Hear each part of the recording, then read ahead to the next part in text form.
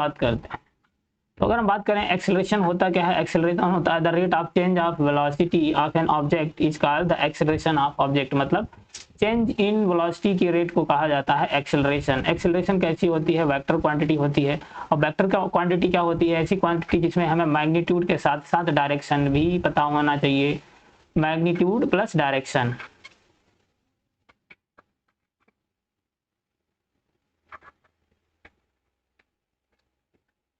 Magnitude के साथ साथ डायरेक्शन भी पता होना, मतलब स्पेसिफाई करना पड़ता है इसे। वेक्टर क्वांटिटी मतलब एक्सेलरेशन कैसी क्वांटिटी है, वेक्टर क्वांटिटी है। और इसको सिंबल क्या होता है, ए पर, ए से रिप्रेजेंट किया जाता है, ए पर वेक्टर को डिनोट किया जाता है, इस तरीके से वेक्टर क्वांटिटी है।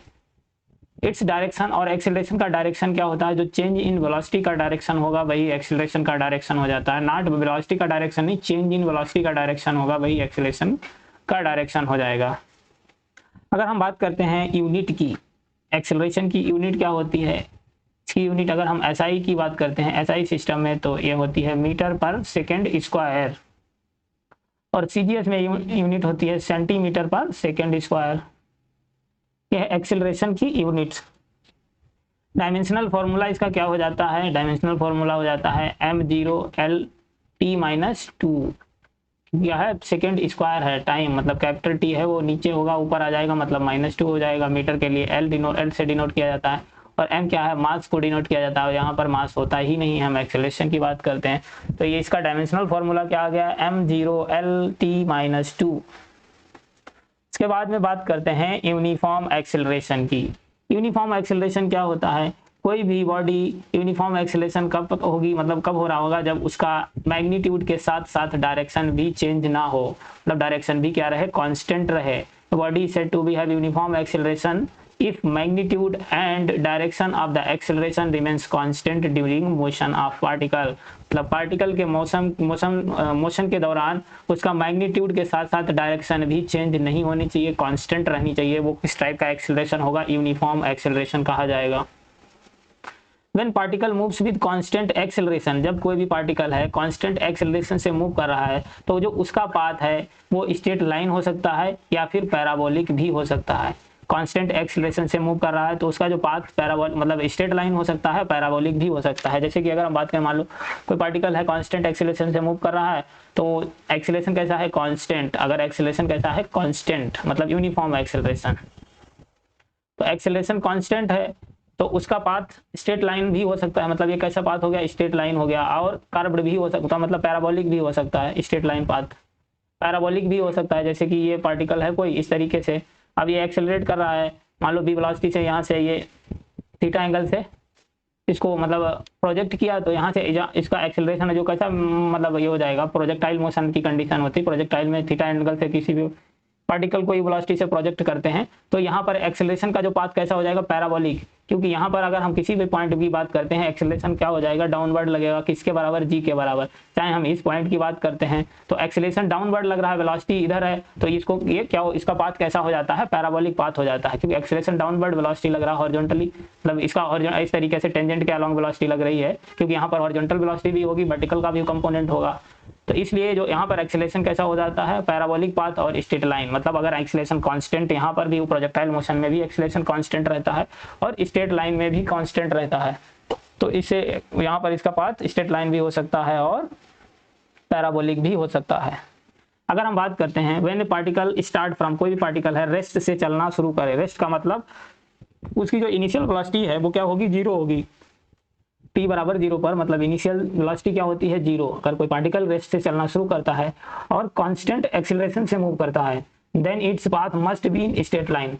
तब क्या होगा, उसका जो पाथ है वो स्ट्रेट लाइन ही होगा। कब, जब रेस्ट से चलना शुरू करेगी। क्योंकि यहाँ पर अगर पैराबोलिक कब हुआ था, उसको किसी भी वेलोसिटी से प्रोजेक्ट किया गया था, यू वेलोसिटी से मान लो प्रोजेक्ट किया था, यहाँ पर रेस्ट से चलना शुरू नहीं किया था, उसको किसी ने प्रोजेक्ट किया। और अगर कोई भी पार्टिकल रेस्ट से अगर चलना शुरू करता है कांस्टेंट एक्सेलरेशन के साथ में, तो उसका जो पाथ होगा वो हमेशा कैसा होगा, स्ट्रेट लाइन ही होगा, हमेशा स्ट्रेट लाइन पाथ होगा। अगर कोई भी पार्टिकल, मान लो ये पार्टिकल है और यू वेलोसिटी से, मतलब इनिशियल वेलोसिटी उसकी 0 है, यहाँ से चलना शुरू हुआ, तो हमेशा इसका पाथ कैसा होगा, स्ट्रेट लाइन ही होगा। स्ट्रेट लाइन के पाथ से ही मूव करेगा। एक्सेलरेशन कैसा हो, कांस्टेंट एक्सेलरेशन, कांस्टेंट एक्सेलरेशन। तो स्ट्रेट लाइन पाथ हो जाएगा। अब बात करते हैं when a particle moves with variable velocity, कोई पार्टिकल है वेरिएबल वेलोसिटी से मूव कर रहा है, then acceleration must be present, मतलब वेलोसिटी अगर वेरिएबल है तो एक्सीलरेशन होगा। अगर वेलोसिटी वेरिएबल मतलब वेलोसिटी चेंज हो रही है टाइम के साथ में, तो वहां पर क्या होगा, एक्सीलरेशन प्रेजेंट होगा। लेकिन अगर जिसकी वेलोसिटी कांस्टेंट होती है तो कांस्टेंट वेलोसिटी का मतलब एक्सीलरेशन एब्सेंट होगा, मतलब एक्सीलरेशन जीरो होता है। कब, जब वेलोसिटी कांस्टेंट होता है, और वेलोसिटी वेरिएबल होगी तो एक्सीलरेशन प्रेजेंट होगा। When a particle moves with continuously on A same straight line with uniform speed, मतलब कोई पार्टिकल है लगातार मूव कर रहा है स्ट्रेट लाइन में, और कैसी स्पीड है, यूनिफॉर्म मतलब कांस्टेंट स्पीड है, तो एक्सेलरेशन क्या हो जाता है, जीरो हो जाता है। जब स्पीड कांस्टेंट होगी तो एक्सेलरेशन क्या हो जाएगा, जीरो। इसके बाद बात करते हैं when A particle moves continuously on A curved path, अगर कोई पार्टिकल है लगातार कर्व्ड पाथ पर मूव कर रहा है विद यूनिफॉर्म स्पीड, मतलब स्पीड अभी भी कैसी है, यूनिफॉर्म मतलब कांस्टेंट है, then the acceleration of particle is non zero, क्योंकि जब पार्टिकल कर्व्ड पाथ पर मूव कर रहा है तो वहां पर क्या होगा, मतलब जो एक्सेलरेशन लग रहा होगा वो एक्सेलरेशन का मतलब एक्सेलरेशन जीरो नहीं होगा। जैसे कि बात करें हम सर्कुलर मोशन की, सर्कुलर यूनिफॉर्म सर्कुलर मोशन में एक्सेलरेटेड मोशन है, यहाँ पर एक्सेलरेशन प्रेजेंट होता है। लेकिन अगर हम बात करें स्ट्रेट लाइन की, तो स्ट्रेट लाइन में अगर कोई भी कांस्टेंट यूनिफॉर्म स्पीड से पार्टिकल मूव कर रहा है तो वहां पर एक्सेलरेशन जीरो होता है। लेकिन कर्व्ड पाथ की बात की जाए, क्योंकि यहाँ पर इसका डायरेक्शन चेंज हो रहा है, तो इसलिए एक्सेलरेशन नॉन जीरो होगा, मतलब एक्सेलरेशन भी प्रेजेंट होगा। डायरेक्शन बदल रहा है, डायरेक्शन बदल रहा है मतलब वेलोसिटी चेंज हो रही है, वेलोसिटी चेंज हो रही मतलब एक्सेलरेशन प्रेजेंट होगा। क्योंकि एक्सेलरेशन होता क्या है, change in velocity, rate of change in velocity, मतलब चेंज इन वेलोसिटी की रेट होती है, वही तो एक्सेलरेशन होता है। जब डायरेक्शन बदल रही मतलब वेलोसिटी चेंज हो रही, वेलोसिटी चेंज हो रही मतलब एक्सेलरेशन प्रेजेंट होगा। तो कब प्रेजेंट होगा, जब कांस्टेंट मतलब जब कर्व्ड पाथ पे मूव कर रहा होगा, तो यूनिफॉर्म स्पीड का मतलब कांस्टेंट स्पीड, और अगर स्ट्रेट लाइन में कांस्टेंट स्पीड है तो एक्सेलरेशन जीरो होता है, ये याद रखना। For a particle moving with uniform velocity, कोई पार्टिकल है यूनिफॉर्म वेलोसिटी से मूव कर रहा है तो एक्सेलरेशन जीरो होगा। वेलोसिटी यूनिफॉर्म मतलब क्या होगी, वेलोसिटी कांस्टेंट होगी तो एक्सेलरेशन जीरो होगा, कोई भी मूविंग पार्टिकल है। क्योंकि यहाँ पर अगर हम बात करते हैं जब कर्व्ड पाथ पर मूव करेगा तो वेलोसिटी क्या होती है, वेलोसिटी कांस्टेंट नहीं होती है, क्योंकि वेलोसिटी का डायरेक्शन बदल रहा है। मैग्नीट्यूड वाइज तो कांस्टेंट रहती है, लेकिन क्यों, वेलोसिटी कैसी क्वांटिटी है, वेक्टर क्वांटिटी है, और वेक्टर क्वांटिटी में अगर कांस्टेंट तभी बोलेंगे जब मैग्नीट्यूड के साथ साथ डायरेक्शन भी कांस्टेंट रहे, मतलब डायरेक्शन भी ना चेंज हो, तो उसको कांस्टेंट बोला जाएगा। तो इसलिए यहाँ पर वेलोसिटी का डायरेक्शन चेंज हो रहा है तो एक्सेलरेशन प्रेजेंट होगा, क्योंकि डायरेक्शन वो वेलोसिटी, एक्सेलरेशन क्या होता है, चेंज इन वेलोसिटी की रेट। तो इसीलिए अगर कोई मूविंग पार्टिकल है और अगर उसकी वेलोसिटी कैसी है, यूनिफॉर्म है, मतलब यहाँ पर मैग्नीट्यूड प्लस डायरेक्शन भी चेंज नहीं हो रहा है। यूनिफॉर्म का मतलब होता है क्या है, मैग्नीट्यूड, वेलोसिटी का मैग्नीट्यूड वाइज भी चेंज नहीं हो रहा, प्लस डायरेक्शन दोनों क्या रहे, अनचेंज, मतलब चेंज ना हो, अनचेंज, उस केस में क्या होगा, एक्सेलरेशन जीरो होगा। अब बात करते हैं नॉन यूनिफॉर्म एक्सेलरेशन की। कैसा acceleration, non uniform acceleration. A body is said to be non uniform, और नॉन यूनिफॉर्म एक्सेलरेशन कब कहा जाएगा, कि उसका मैग्नीट्यूड या मैग्नीट्यूड चेंज हो या मैग्नीट्यूड ना चेंज हो, लेकिन डायरेक्शन भी चेंज हो रहा तब भी वो कैसा एक्सेलरेशन होगा, नॉन यूनिफॉर्म, या फिर दोनों चेंज हो जाएं, तब मैग्नीट्यूड वाइज भी चेंज हो जाए, डायरेक्शन भी चेंज हो रहा तो नॉन यूनिफॉर्म होगी। लेकिन अगर दोनों में से एक भी मैग्नीट्यूड चेंज हो गया तो भी नॉन यूनिफॉर्म हो जाएगा, या सिर्फ डायरेक्शन चेंज हो गया तो भी नॉन यूनिफॉर्म एक्सेलरेशन हो जाएगा। अब बात करते हैं एवरेज एक्सेलरेशन की।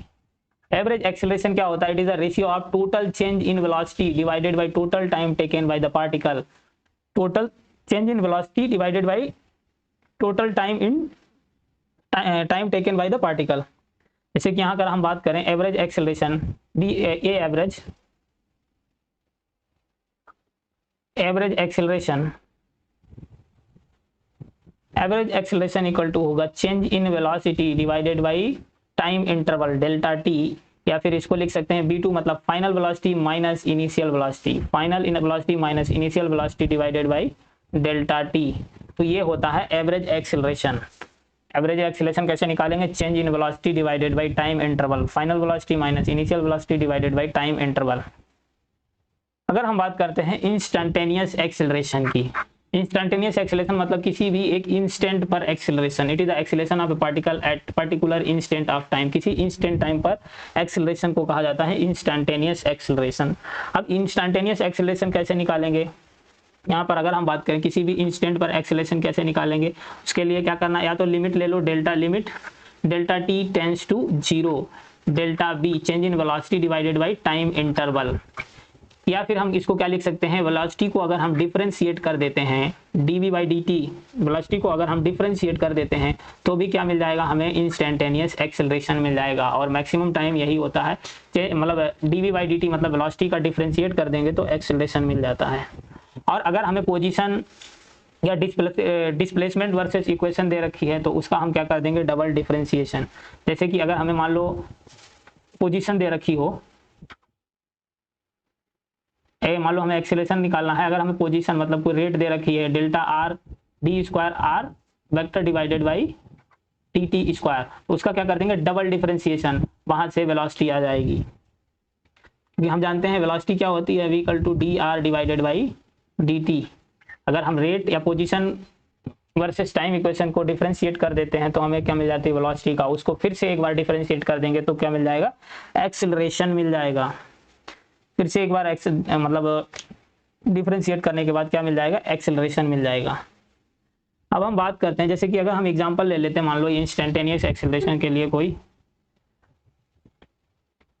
जैसे कि अगर हमने ले लिया v equal to 2t square minus 4t plus 3, इधर रखिए वेलोसिटी मीटर पर सेकेंड। एक्सेलरेशन क्या होता है, एक्सेलरेशन होता है dv बाई dt, मतलब वेलोसिटी को अगर हम डिफरेंशिएट कर देते हैं टाइम के रेस्पेक्ट में तो हमारे पास क्या आ जाएगा, एक्सेलरेशन। यहाँ पर टाइम है कि t इक्वल टू 2 सेकेंड पर हमको बताना है, t इक्वल टू 2 सेकेंड पर एक्सेलरेशन बताना है।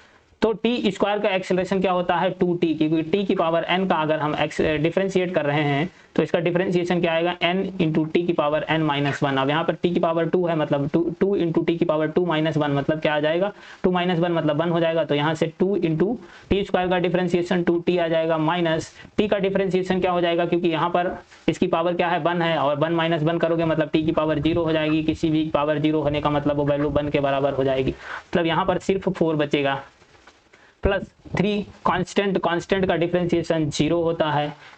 तो यहाँ से हम एक्सेलरेशन निकाल लेंगे, टाइम हमको 2 सेकेंड दे रखा है तो ये आ जाएगा 4 इंटू 2 माइनस 4, तो 8 माइनस 4 मतलब 4 मीटर पर सेकेंड स्क्वायर, ये आ गया हमारे पास एक्सेलरेशन। तो इस तरीके से अब ऐसे ही अगर हमको रेट दे रखी हो, मतलब पोजीशन वर्सेस टाइम इक्वेशन दे रखी हो या रेट दे रखी हो, तो वहां से हम क्या कर लेंगे, एक्सेलरेशन निकाल लेंगे। अगर पोजीशन वर्सेस टाइम इक्वेशन दे रखी है उसको 2 बार डिफरेंशिएट कर देंगे तो एक्सेलरेशन आ जाएगा, 1 बार डिफरेंशिएट करोगे तो वेलोसिटी मिलेगी, वेलोसिटी को फिर से डिफरेंशिएट कर दोगे तो एक्सेलरेशन आ जाएगा।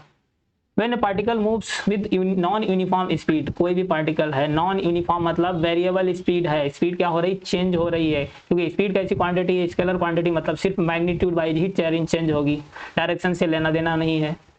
नॉन यूनिफॉर्म स्पीड, तो acceleration, the acceleration of particle must be non zero, मतलब जब पार्टिकल कोई भी पार्टिकल है नॉन यूनिफॉर्म मतलब वेरिएबल स्पीड, नॉन यूनिफॉर्म का मतलब कैसी है, स्पीड वेरी कर रही है, चेंज हो रही है, वेरिएबल स्पीड, तो एक्सेलरेशन प्रेजेंट होगा ही होगा।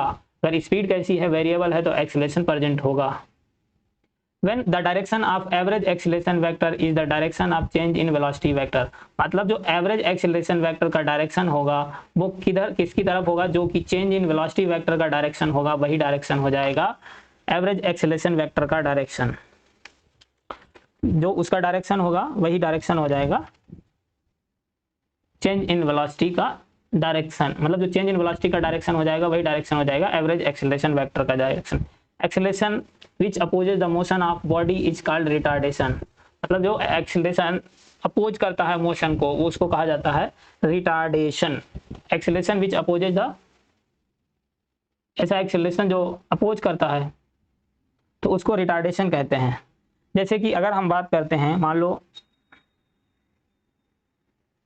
अगर हम बात करें, मान लो ये कोई, अगर हम यहाँ पर बात करते हैं, अगर हम इस डायरेक्शन में मूव करेंगे तो इसको हमने पॉजिटिव डायरेक्शन मान लिया, और इस डायरेक्शन की अगर कोई भी वेलोसिटी का डायरेक्शन या एक्सेलरेशन का डायरेक्शन माइनस एक्स एक्सिस में है, ये प्लस एक्स एक्सिस है और इधर माइनस एक्स एक्सिस है, तो माइनस एक्स एक्सिस में है तो क्या हो जाएगा, इसको हम निगेटिव मान लेंगे, एक को पॉजिटिव एक को निगेटिव। तो अगर हम बात करें, मान लो एक्सेलरेशन भी इस डायरेक्शन में है, हमारे पास जो एक्सेलरेशन है वो भी इस डायरेक्शन में है, मतलब कौन सी, पॉजिटिव डायरेक्शन में है, और जो वेलोसिटी है पार्टिकल की वो भी कैसी है, वो भी इसी डायरेक्शन है, मतलब एक्सेलरेशन और वेलोसिटी दोनों क्या है, सेम डायरेक्शन में है। अब हम बात करें वेलोसिटी का डायरेक्शन भी कैसा है, पॉजिटिव है, तो इस केस में क्या होगा, अगर एक्सेलरेशन और वेलोसिटी दोनों सेम डायरेक्शन में है तो यहां पर क्या होता है, तो इस केस में अगर दोनों एक सेम ही डायरेक्शन में होती हैं तो इसमें क्या होता है कि जो स्पीड होती है मतलब वो क्या होगी, इंक्रीज करेगी।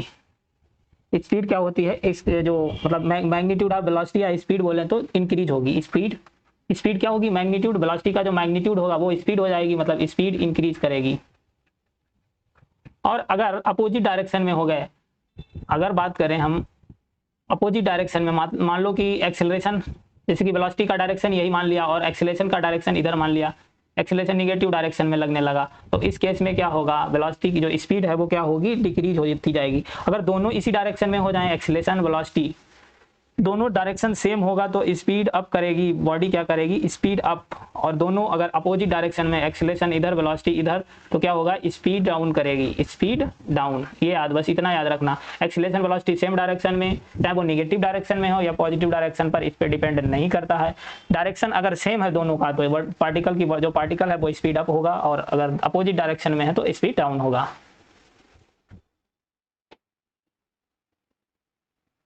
उसके बाद बात करते हैं क्वेश्चन की। जैसे कि क्वेश्चन है हमारे पास, the position x of a particle varies with time t, x equal to at square minus bt cube, the acceleration at time t of the particle will be equal to 0।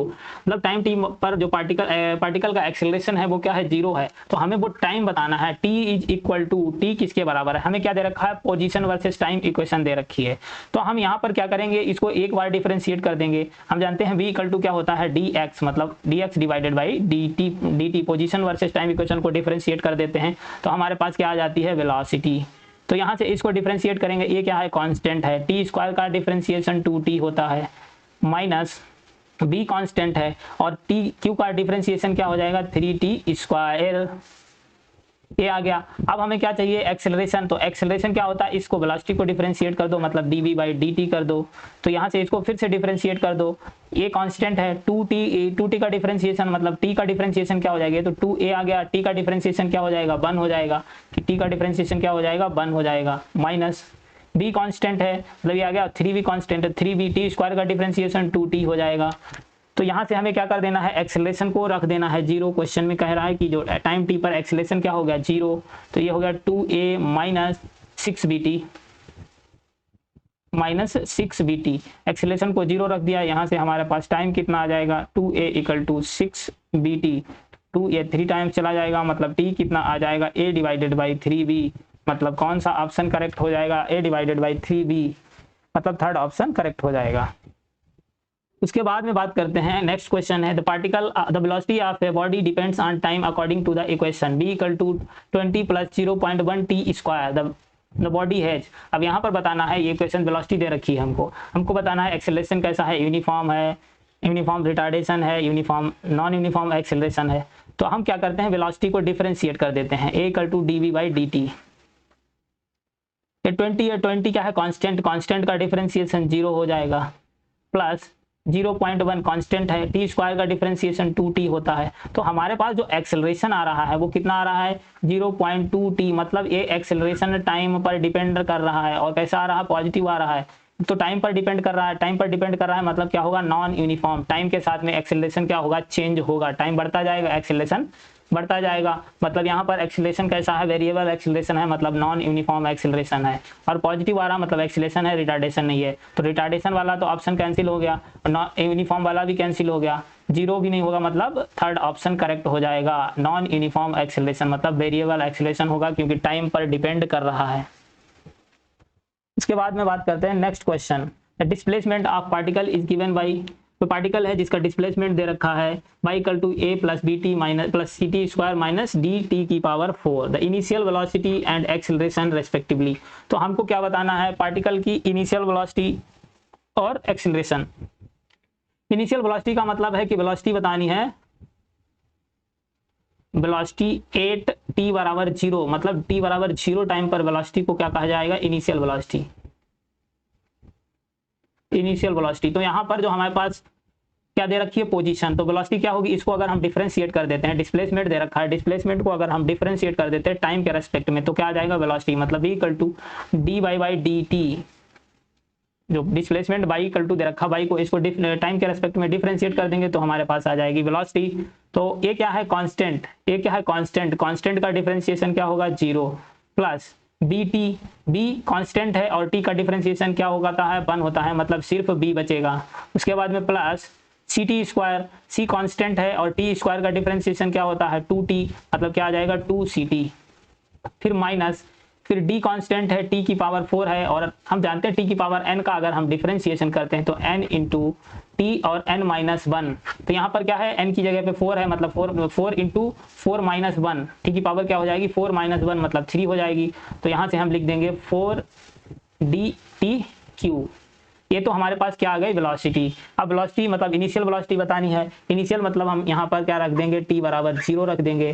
तो यहाँ से हम t बराबर 0 रख दे रहे हैं, तो जहाँ जहाँ क्या है पहले तो वैसे 0 है मतलब b बचेगा, यहाँ पे टाइम है नहीं, प्लस यहाँ पे 0 रखोगे 2c इंटू टी 0 रखोगे माइनस 4d इंटू यहाँ पर 0 रखोगे, मतलब ये सब ये पूरा टर्म ही ये भी 0 हो जाएगा, ये भी 0, मतलब सिर्फ b बचेगा। तो वेलोसिटी कितनी आ गई हमारे पास इनिशियल वेलोसिटी, एक ऐसी आ गई initial velocity T, initial velocity b के बराबर आ गई। अब हमें क्या बताना है एक्सेलरेशन बताना है, एक्सेलरेशन मतलब वो भी t बराबर 0 पर ही बताना है। तो इसको अगर हम फिर से एक बार डिफरेंशिएट कर देते हैं, जो हमारे पास ये वेलोसिटी आई है इसको फिर से डिफरेंशिएट कर देते हैं तो हमारे पास क्या आ जाएगा एक्सेलरेशन। तो यहाँ से हम लिख सकते हैं a इक्वल टू क्या आ जाएगा dv/dt। वेलोसिटी को टाइम के रेस्पेक्ट में डिफरेंशिएट कर देंगे तो यहाँ से अगर हम डिफरेंशिएट करते हैं, यहाँ से v क्या है कांस्टेंट, v क्या है कांस्टेंट, कांस्टेंट का डिफरेंशिएशन 0 हो गया। फिर ये क्या है t, 2c क्या है कांस्टेंट है और t का डिफरेंशिएशन क्या होता है 1 होता है, मतलब प्लस का 2c बचेगा। फिर प्लस माइनस 4d क्या है कांस्टेंट है, टी क्यू का डिफरेंशिएशन क्या हो जाएगा 3t स्क्वायर हो जाएगा। तो यहाँ से क्या आ जाएगा 4d इंटू 3t स्क्वायर। अब हमें यहाँ पर एक्सेलरेशन भी कब बताना है, t बराबर 0 पर ही बताना है। यहाँ पर अगर हम t बराबर 0 कितना आ गया 2c माइनस और ये हो गया 12dt स्क्वायर। अब हमें क्या करना है टाइम पर जहाँ पर है वहाँ पर 0 रख देना है, मतलब 2c माइनस, अब यहाँ पर 0 रखोगे पूरा टर्म 0 हो जाएगा, मतलब एक्सेलरेशन कितना आ गया 2c के बराबर। तो यहाँ से अगर हम बात करते हैं कौन सा ऑप्शन हो जाएगा, इनिशियल वेलोसिटी v के बराबर हो गई और एक्सेलरेशन कितना आ गया 2c के बराबर, मतलब थर्ड ऑप्शन करेक्ट हो गया। Okay, thank you for watching. Please channel को सब्सक्राइब कर देना, वीडियो को लाइक कर देना। बाकी मिलते हैं नेक्स्ट वीडियो में, और जो और भी क्वेश्चन है वो मिक्स वाले बात करेंगे, जब बात करेंगे अभी इक्वेशन ऑफ मोशन की बात करनी है तो उसके बाद सारे क्वेश्चन बन पाएंगे, क्योंकि वहाँ पर मिक्स वाले हैं। अभी इक्वेशन है मोशन की, मोशन अंडर ग्रेविटी, इनके सब के बारे में बात करेंगे। तो मिलते हैं नेक्स्ट वीडियो के साथ। Okay, thank you for watching. Please channel को सब्सक्राइब कर देना, वीडियो को लाइक कर देना।